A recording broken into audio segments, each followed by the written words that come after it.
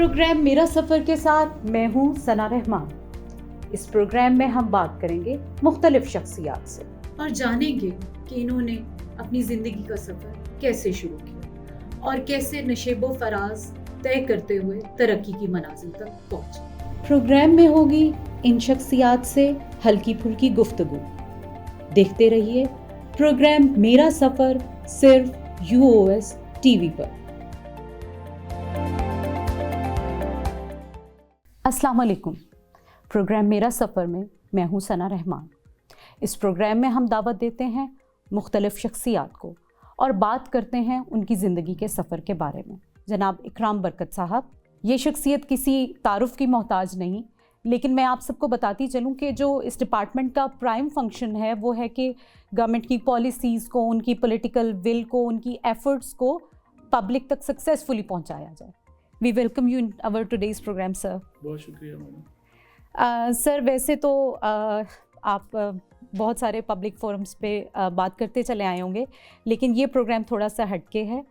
This programme basically deals with आपका सफ़र, आपकी ज़िंदगी के बारे में। तो सर आप हमें बताना पसंद करेंगे कि ये सफ़र का आगाज़ कब और कहाँ से हुआ? बहुत शुक्रिया मुझे मौका देने का कि मैं अपने बारे में भी बात कर सकूं। मेरा नाम मोहम्मद इकराम बरकत है और मेरा ताल्लुक़ Pakistan electronic media regulatory authority से है। ये एक रेगुलेटरी बॉडी है जो इलेक्ट्रॉनिक मीडिया को पाकिस्तान में रेगुलेट करती है, प्राइवेट मीडिया को।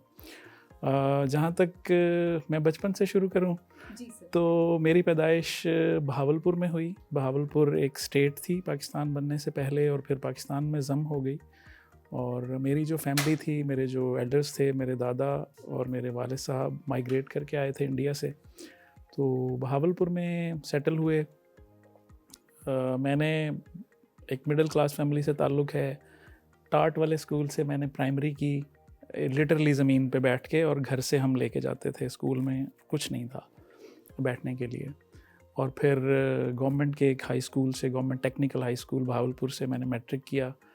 छठी में जाके हमें उन्होंने ABC पढ़ानी शुरू की थी उस ज़माने में। और फिर वहीं से मैंने गवर्नमेंट कॉलेज ऑफ कॉमर्स से मैंने BCom किया और उसके बाद इस्लामिया यूनिवर्सिटी बहावलपुर है वहाँ पे, वहाँ से मैंने मास्टर्स किया। और उसके बाद फिर एक स्ट्रगल का सिलसिला शुरू हुआ, जॉब सर्च का सिलसिला शुरू हुआ। पैमरा से पहले मैंने 1-2 डिपार्टमेंट्स में, गवर्नमेंट डिपार्टमेंट्स में जॉब मैं कर रहा था। एक डिपार्टमेंट में कर रहा था, फिर दूसरे में गया। मीनवाइल मेरी पैमरा जब बना 2002 में, तो पैमरा तकरीबन अप्रैल मई 2002 में बना था। और उसके बाद जो फर्स्ट हायरिंग हुई पैमरा के अंदर, उसमें हम लोग आए, हमारा बैच आया। तो मैंने 1 जनवरी 2003 को पैमरा को ज्वाइन किया असिस्टेंट डायरेक्टर के तौर पे। और उस वक्त से मैं पैमरा के साथ मुंसलिक हूँ। और सारे अप्स एंड डाउन्स जो मीडिया रेगुलेशंस बनने में और जो मीडिया ओपन अप होने में और जो आज़ादी सहाफ़त के बारे में जो इश्यूज़ बयान होते हैं, उनको अपने सामने होते हुए भी देखा और उसके ऊपर पॉलिसीज़ को बनते हुए भी देखा। और उस पॉलिसीज़ पर अमल दरामद होते या उसके जो लैश बैक आते और जो इश्यूज़ हैं उनको भी देखा। तो आज मैं अल्हम्दुलिल्लाह डायरेक्टर जनरल ऑपरेशंस के तौर पे पंजाब को हेड कर रहा हूँ। ठीक हो गया। सर जब भी कॉमन एक थॉट है, जब कोई इंसान किसी डेजिग्नेशन तक पहुंचता है तो एक माइंड में यही चीज़ आती है, ये कोई सिल्वर स्पून लेके पैदा होगा और इसने यकीनन इसको इस मुकाम तक पहुंचने के लिए इसको कोई ख़ास स्ट्रगल नहीं करनी पड़ी होगी। आप बात कर रहे थे टाट के स्कूल की। सर क्या आप ये समझते हैं कि आप इन चीज़ों को रिलेट कर सकते हैं कि वो स्कूल था जो एक कॉज बना आपके अंदर एक स्ट्रगल पैदा करने की? डेफिनेटली, बिल्कुल मैं रिलेट कर सकता हूँ। इसलिए कि जब हम जाते थे स्कूल में, तो आज के बच्चों को शायद इस बात का अंदाज़ा नहीं होगा, स्कूल की सफाई भी हम खुद किया करते थे। हमारे जो उस्ताद थे वो हमसे, जब हम जाते थे तो पहले हम झाड़ू देते थे, वहाँ उसको साफ़ करते थे और फिर वहाँ पे हम अपनी जो घर से हम कपड़ा वगैरह या जो भी लेके गए होते थे वो हम बिछाते थे और उनके ऊपर बैठते थे। और फिर शाम को जब दोपहर को जब छुट्टी होती थी तो उसको बंद करके भी हम आते थे। तो यानी ये जो आज कल का दौर है कि जिसमें बच्चे गाड़ी में बैठ के स्कूल जाते हैं, हम पैदल जाया करते थे। मेरा स्कूल जो था वो घर से तकरीबन 1.5 किलोमीटर दूर था।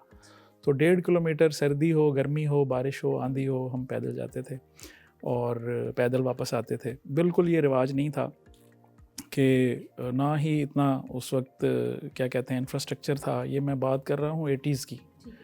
تو اسٹرگل تو یقیناً تھی, اور اصل اسٹرگل تب ہوئی, پتہ تب چلا کیونکہ بہاولپور ایک ساؤتھ پنجاب کا ایک شہر ہے, اور وہاں اپرچونٹیز جو تھیں, جو ایجوکیشن کے بعد جو روزگار کے سلسلے تھے, نہ کوئی اتنی خاص انڈسٹری وہاں اویلیبل تھی, نہ کوئی اس طرح کی دوسری روزگار کی اپرچونٹیز اویلیبل تھیں. تو ایک ذہن میں تھا, لاہور کا سنتے تھے کہ جی لاہور ایک بڑا شہر ہے تو وہاں جائیں گے, اور پھر آہستہ آہستہ دوستوں سے کچھ لائبریری جانا شروع کیا. وہاں ایک سینٹرل لائبریری بہاولپور میں ایک لائبریری تھی جو کہ پاکستان کی سب سے بڑی لائبریری رہی, قائد اعظم لائبریری لاہور بننے سے پہلے تک. اس کے بعد پھر قائد اعظم لائبریری سب سے بڑی لائبریری ہو گئی. تو وہاں جاتے تھے, وہاں بہت اچھے پڑھے لکھے لوگوں سے ملاقات ہوتی تھی, وہاں سے کچھ گائیڈنس ملی, اور پھر اخبار دیکھنا اور جا کے وہاں سے دیکھنا کہ کہاں پہ اپرچونٹیز آ رہی ہیں, وہاں اپلائی کرنا. تو یہ بات ٹھیک ہے, جو بچے اگر آج سمجھتے ہیں کہ سلور سپون لے کے پیدا ہوئے ہوں گے اور آگے ہوں گے, تو ایسا بھی نہیں ہے.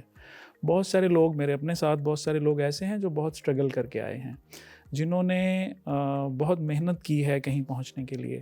اس میں ان کے پیرنٹس کا رول بھی رہا کہ انہوں نے ان کو تربیت اچھی کی اور ان کو ایک لگایا ایک طرف کہ آپ نے گین کرنا ہے کچھ.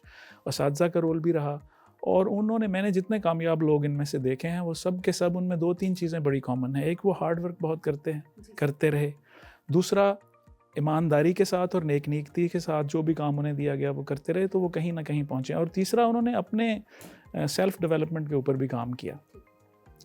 تو لیکن ظاہر ہے پاکستان میں ایسا کلچر ہے, ایسا یعنی آپ اس بات کو ڈینائی نہیں کیا جا سکتا کہ کچھ لوگ ایسے ہیں جو واقعی سلور سپون لے کے پیدا ہوتے ہیں یا گولڈ کا سپون لے کے پیدا ہوتے ہیں, اور ان کے لیے اپرچونٹیز اویلیبل ہوتی ہیں, انہیں اسٹرگل نہیں کرنی پڑتی. لیکن میں ذاتی طور پہ یہ سمجھتا ہوں کہ جو بھی شخص اسٹرگل کر کے آیا ہے وہ عام عوام کا درد بھی جان سکتا ہے, وہ اس کے مسائل کو بھی سمجھ سکتا ہے. اگر ایک شخص نے سرگودا کو دیکھا ہی نہیں ہے, اس کی گلیوں کو دیکھا ہی نہیں ہے, اس کے انفراسٹرکچر کا حال دیکھا ہی نہیں ہے, اور وہ لاہور میں پیدا ہوا ہے یا اسلام آباد میں پیدا ہوا ہے اور وہیں پہ وہ کسی پوسٹ پہ پہنچ گیا ہے, اور اس نے ان جگہوں کو نہیں دیکھا, تو وہ ان لوگوں کے مسائل نہیں سمجھ سکتا.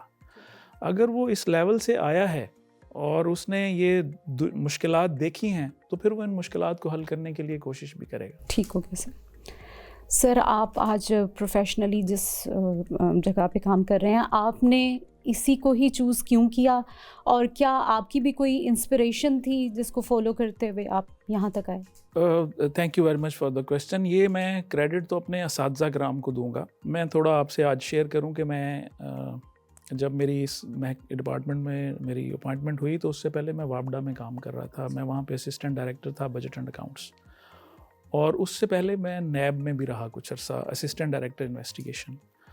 تو جب میری یہاں پہ اپوائنٹمنٹ ہوئی تو مجھے سمجھ نہیں آ رہا تھا کہ میں کون سا پورٹ فولیو رکھوں اور کون سا نہیں رکھوں, میں کدھر جاؤں, میں وہاں کنٹینیو کروں یا میں چینج کروں, ادھر آؤں. تو میرے استاد ہیں نازک حسین صاحب, اسلامی یونیورسٹی بہاولپور میں, وہ پروفیسر ہیں اس وقت. تو ان کے پاس میں گیا اور میں نے ان سے گائیڈنس طلب کی اس حوالے سے. تو ہم نے کافی, انہوں نے میرے ساتھ, وہ تو استاد تھے اور وہ استادوں کی طرح ہی انہوں نے میرے ساتھ وہ کیا, اور انہوں نے میرے سے مختلف سوال کیے جو کہ میرے انٹرسٹس کے بارے میں تھے, جو کہ میرے کیریئر پروگریشن کے حوالے سے تھے, جو کہ اس کے بعد انہوں نے مجھے کہا کہ مجھے یہ لگتا ہے تمہاری گفتگو کے بعد تمہیں یہاں جانا چاہیے. تو میں نے اپنے استاد کی بات مان لی اور میں نے یہ ڈپارٹمنٹ جوائن کر لیا, اور میں نے وہاں سے ریزائن کر دیا واپڈا سے. اور آج میں سمجھتا ہوں کہ میرا فیصلہ درست تھا, بالکل درست تھا, اور واپڈا میں رہتے ہوئے شاید میں وہ کنٹریبیوٹ نہ کر پاتا جو میں آج کر پا رہا ہوں یا کر سکا ہوں اب تک, یا اللہ تعالیٰ مجھے آگے موقع دے گا تو میں ضرور کنٹریبیوٹ کروں گا سوسائٹی کو, خاص طور پہ بچوں کی ایجوکیشن کے لیے, خاص طور پہ ایتھکس بلڈنگ کے حوالے سے, اور یہ جو چیزیں ہیں. تو میرا فیصلہ بھی تھا, لیکن استاد کی گائیڈنس تھی اس میں. تو اس طرح میں اس میں آیا, اور پھر میں نے اس کو سیکھا بھی. یعنی جب میں آیا تو شاید مجھے اتنا زیادہ اس بارے میں, اس شعبے کے بارے میں علم نہیں تھا, لیکن پھر میں نے یہ سوچا کہ اب میں اس میں آیا ہوں تو مجھے اس کو بھی سیکھنا چاہیے. مجھے بیسک سٹرکچر یا مینجمنٹ یا گورننس کا تو پتہ تھا, لیکن پھر یہ میڈیا ہے اور پھر اس کے ایتھکس ہیں اور اس کا کوڈ آف کنڈکٹ ہے, اس کے لاز ہیں, اس کا ریگولیٹری فریم ورک ہے, دنیا کیسے کام کرتی ہے, ہم کیسے کام کر رہے ہیں, پروز اینڈ کونس کیا ہیں, مختلف سسٹم کیسے کام کر رہے ہیں. پھر اس کو سیکھا بھی, اپنی طرف سے کوشش کی, اور سیکھنے کا عمل جاری رہتا ہے, جو ابھی بھی جاری ہے, آج تک جاری ہے, اور میرا خیال ہے کہ شاید مرتے دم تک جاری رہے گا. سر ابھی آپ ایتھکس اور مورل ویلیوز کی بات کر رہے تھے, تو آبویسلی بہت کروشل رول ہوتا ہے میڈیا کا جو ابھی چل رہا ہے, آپ اس سے سیٹسفائی ہیں؟ یہ بہت ہی ٹرکی بھی کوشچن ہے اور بہت ہی اہم کوشچن بھی ہے. کنٹینٹ میڈیا کا جو ہے یہ سبجیکٹو سی بات ہے.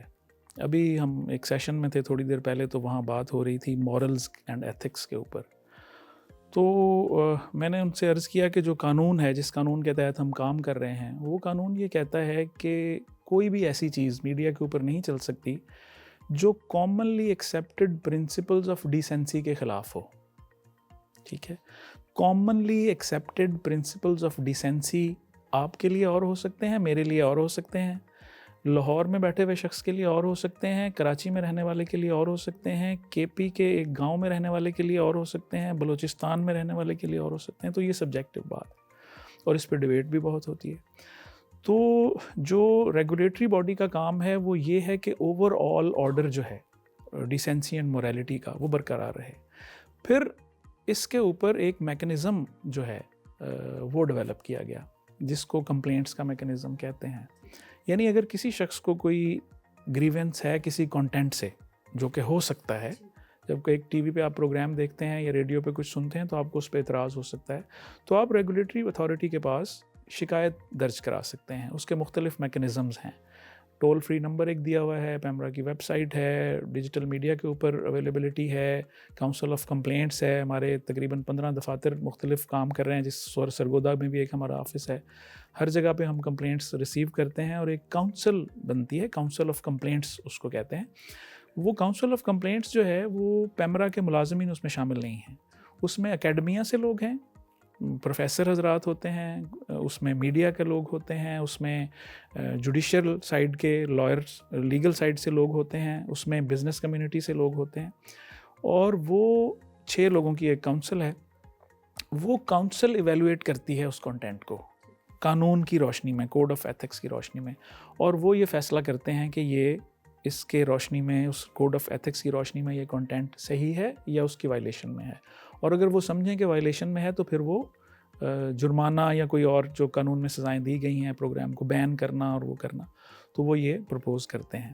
لیکن اگین یہ ایک ڈیبیٹ ہے جو جاری رہے گی, اس لیے کہ ہر بندہ, ہر شخص جو ہے وہ اپنے کانٹیکسٹ میں, اپنے پرسپیکٹو میں, اپنے براٹ اپ میں, اپنے ریجن, کلچر, ریلیجن, لینگویج, اس کانٹیکسٹ میں وہ کنٹینٹ کو دیکھ رہا ہوتا ہے, اور وہ اسی کی یعنی ایک کنٹینٹ جو کہ ہو سکتا ہے کہ یو کے اور یو ایس اے میں ایکسیپٹیبل ہو, وہ پاکستان میں ایکسیپٹیبل نہیں ہوگا, ہو سکتا ہے نہ ہو سکتا ہے ہو بھی.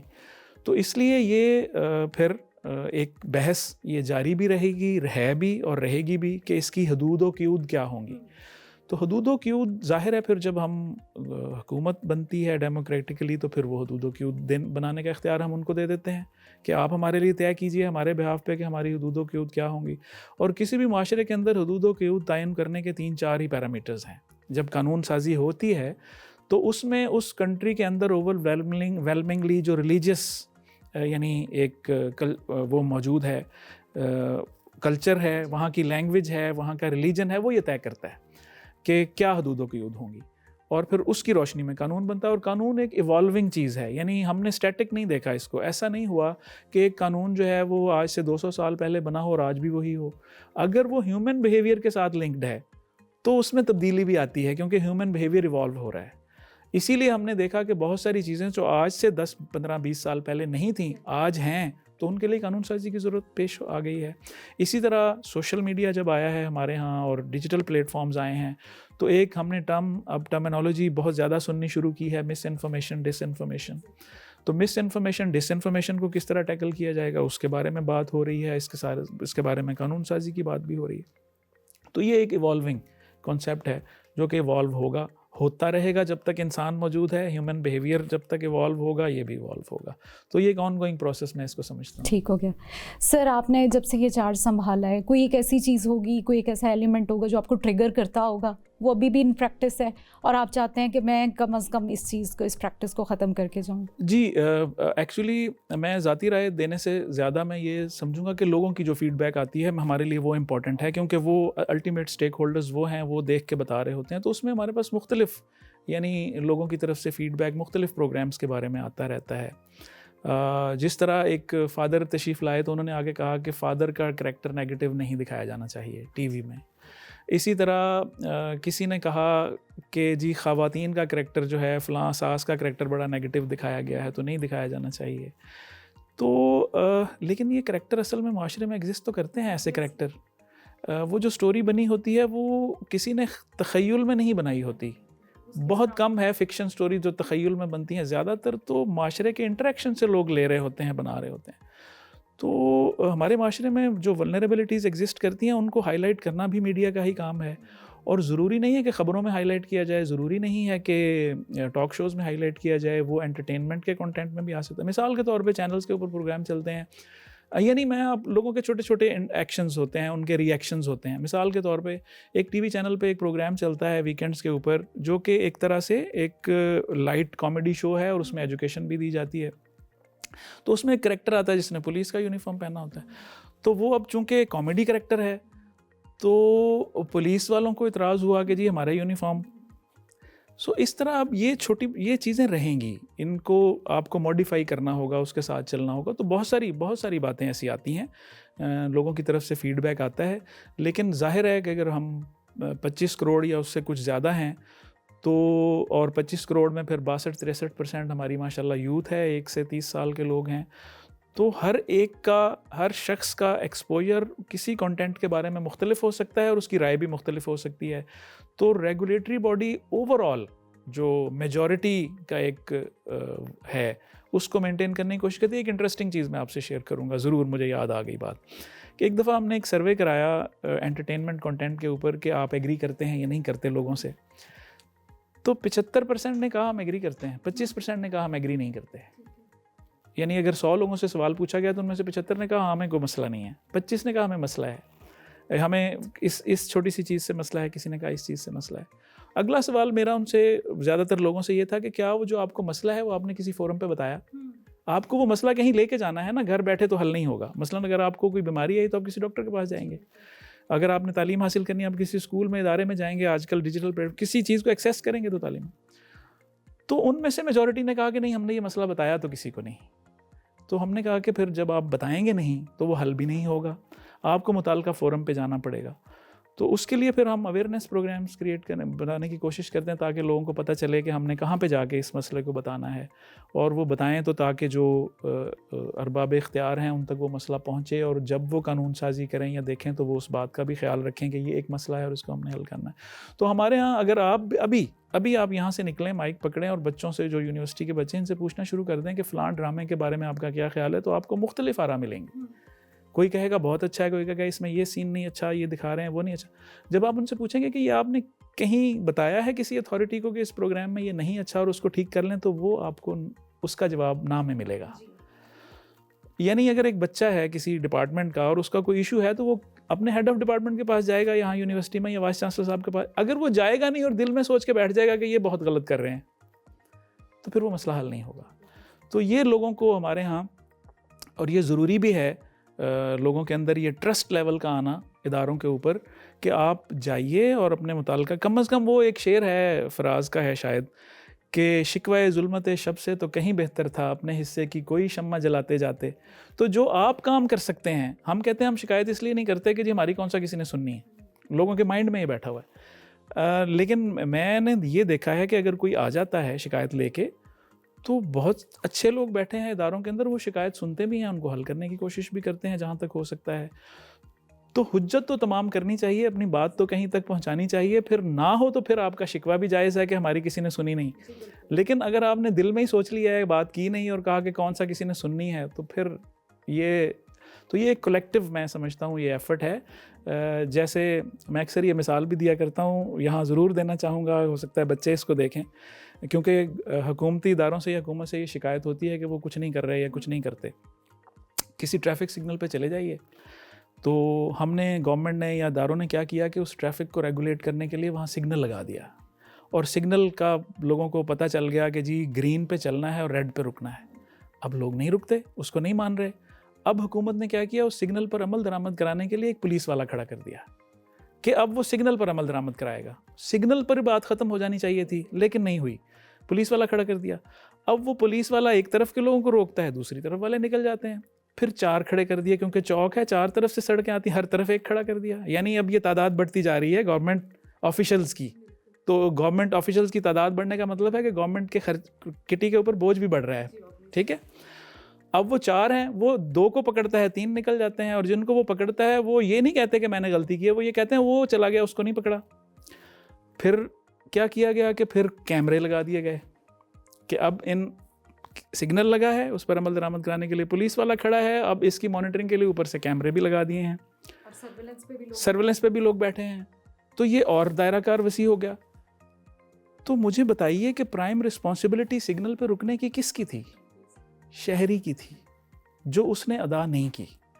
اب اس ذمہ داری کو ادا کروانے کے لیے حکومت کو 4 بندے رکھنے پڑے, کیمرہ لگانا پڑا, سرویلنس کرنی پڑی. یہ سارا کہاں سے آیا؟ ٹیکس پیئر کے پیسے سے آیا.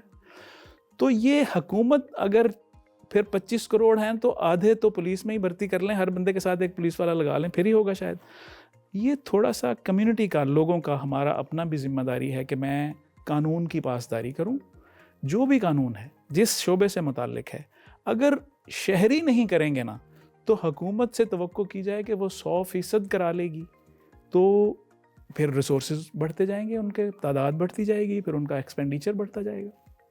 تو یہ کولیکٹیو رسپانسبلٹی ہوتی ہے سوسائٹی کی بھی, اور پھر حکومت کا آرڈر ہوتا ہے, اور ہر ایک کو اپنا رول پلے. ہاں ولنریبل ایلیمنٹ ہوتا ہے لیکن پھر وہ کم ہو جاتا ہے. ٹھیک سر, آخری سوال آپ سے کروں گی اور اس کے ساتھ پھر ہم اپنے پروگرام کا اختتام کریں گے. وہ آخری کویسچن یہ ہے کہ اپنے جرنی کو دیکھتے ہوئے آپ جو میسج اپنے بچوں کو دیتے ہیں وہی ہماری یوتھ کو دینا پسند کریں. بہت آپ کا اچھا سوال ہے, اور یہ میں کوشش کرتا ہوں کہ میں جب بھی جاؤں تو میں قانون بتانے کے ساتھ ساتھ, دیکھیے ہم کچھ بھی کر لیں. میں کہیں آج بھی بات ہو رہی تھی, میرے ایک استاد تھے, وہ کہا کرتے تھے کہ who will decide what is right and what is wrong, کون طے کرے گا. ہم نے ڈیموکریٹک سسٹم کے اندر یہ سمجھ لیا اور یہ اصول بنا لیا کہ حکومت طے کرے گی, وہ قانون بنا کے دے گی, وہ کہے گی what is right what is wrong. تو وہ میں کسی کا شعر سن رہا تھا, تو اس نے کہا کہ 2 فرشتوں کے ساتھ اتارا گیا ہوں, اتنا آزاد ہوں میں. اللہ نے مجھے اتارا ہے, 2 فرشتے ساتھ بھیجے ہیں میرے پہ نظر رکھنے کو, کرامن کاتبین. تو جو آرڈر, جو شخصیت جس کو یہ پتہ ہے کہ ماضی میں کیا تھا, آج کیا ہو رہا ہے, مستقبل میں کیا ہوگا, جتنا وہ بتا سکتی ہے نا what is right what is wrong, انسان کا علم اتنا نہیں ہے. نہ مجھے پاسٹ کا پورا پتہ ہے, نہ مجھے ماضی کا پورا پتہ ہے, حال کا پورا پتہ ہے, نہ مجھے مستقبل کا پتہ ہے کہ کیا ہوگا. تو انسان کا نالج اتنا ہی ہے, اس کی بساط علم کی اتنی سی ہے. علم ایک سمندر کی طرح ہے, اور انسانوں کے پاس اس کا شاید ایک قطرہ بھی نہیں ہوتا. تو وہ جو ڈیوائن گائیڈنس ہے نا, جو آل مائٹی اللہ ہے, اس نے جو رولز بنائے ہیں نا, آج سائنس ثابت کر رہی ہے کہ مطلب 1000 سال پہلے تھیوری دی گئی تھی, ٹولامی نے تھیوری دی تھی جیو سینٹرک, کہ زمین ساکن ہے, باقی چیزیں اس کے گرد گھومتی ہیں. پھر گلیلیو نے آ کے اس کو, نصیر الدین طوسی نے پہلے, اور پھر گلیلیو نے غلط ثابت کیا, انہوں نے کہا نہیں زمین گھوم رہی. سو انسان کے تو یہ بساط ہے علم کی. انسان آج بھی یہ ڈھونڈنے پہ لگا ہوا ہے کہ گلیکسیز ہیں کتنی, ستارے ہیں کتنے, نظام چلا کون رہا ہے. جو ہمیں ڈیوائن گائیڈنس دی گئی اس ہستی کی طرف سے جس نے یہ کائنات بنائی, جس کو ہمارا قانون بھی کہتا ہے کہ سوورینٹی اسی کے پاس ہے, تو اگر اس نے کسی چیز کو صحیح کہا ہے اور کسی چیز کو غلط کہا ہے, تو میرا خیال ہے ہمیں آنکھ بند کر کے اس کو ماننا چاہیے. اور اس کے اندر بہت سارے ایتھکس اویلیبل ہیں. آپ یہ چلا رہے ہیں, میں اس کے توسط سے ضرور کہنا چاہوں گا, سورہ حجرات کے اندر 9 کمانڈمنٹس ہیں جرنلسٹک ایتھکس کی. میرا نہیں خیال کسی انسٹیٹیوشن نے پڑھائی ہوں کبھی. سب سے پہلی وہ مشہور آیت ہے کہ جب تمہارے پاس کوئی فاسق خبر لے کر آئے تو اس کی تحقیق کر لیا کرو. 1400 سال پہلے فیک نیوز موجود تھی, اللہ نے تبھی تو آیت اتاری ہے. اس کا ایک پورا واقعہ ہے اس کے پیچھے کہ یہ کیوں ہوا, وہ میں بیان نہیں کروں گا تو دیر ہو جائے گی. اسی طرح کسی کی چغلی نہ کرو, کسی کے برے نام نہ پکارو, کسی کو برے القاب سے نہ پکارو, کسی کی برائی نہ کرو, سچ بولو. یہ سب بتایا گیا ہے ہمیں. تو یہ وہ بیسکس پہ ہمیں واپس آنا پڑے گا جو ہمارے بزرگوں نے, بڑوں نے جو ہمیں بچپن سے چیزیں سکھانی شروع کی. سچ بولنا ہے, ایمانداری پہ رہنا ہے, اسی طرح کسی کی برائی غیبت نہیں کرنی, برے نام سے نہیں بلانا. تو وہ ساری چیزوں پہ ہمیں بیسکس پہ آنا پڑے گا. اور میرا خیال ہے کہ اس سے اچھی کتاب جو قرآن حکیم ہمارے پاس موجود ہے, اس سے اچھی کتاب انسان جتنی مرضی کوشش کر لے کہیں سے نہیں لا سکتا. اتنا نہ علم لا سکتا ہے نہ چیزیں. انسان تو ابھی تک یہ نہیں جان پایا کہ اس کتاب میں ہے کیا, اور اس کتاب نے ہمیں بتایا کیا کیا ہے, اس کی جہتیں کیا کیا ہیں. تو اسی پہ لگے رہیں تو میرا خیال ہے زندگی ختم ہو جائے گی. اس کی تعلیم بہت ضروری ہے. اخلاقیات وہاں سے آئے گی. ہمارے نبی کے بارے میں کہا گیا کہ آپ کے اخلاق بہت عظیم ہیں, اور ان کا جو مین کریکٹرسٹک بتایا گیا وہ اخلاق سب سے پہلے بتایا گیا, اور باقی چیزیں بھی بتائی گئیں ساتھ. تو میرا خیال ہے کہ وہ ہمیں زندہ کرنے کی اس کو ضرورت ہے دوبارہ. یہ مین میڈ نالج بالکل ٹھیک ہے, یہ ہے آج کی دنیا ہے, اس کی ضرورت ہے. ہمیں نئی ٹیکنالوجی کے ساتھ بھی اپنے آپ کو لنک کرنا ہے, لیکن ہمیں اپنی بنیاد کو نہیں چھوڑنا ہے. Thank you very much sir, thank you very much for sparing your precious time for us. اور سب سے خوبصورت بات جس کے اوپر سر نے اپنی اس ساری گفتگو کا اختتام کیا کہ ہمارے بیسکس, ہمارا ریلیجن, ہماری روٹس وہ پیوٹ ہے جس کے اراؤنڈ اگر انسان ریوالو کرتا رہے گا تو ہی وہ زندگی میں کامیاب ہو سکتا ہے. اس بات کے ساتھ اس پروگرام کا اختتام کرتے ہیں. اجازت دیجیے, اگلے پروگرام میں دوبارہ ملیں گے. اللہ حافظ.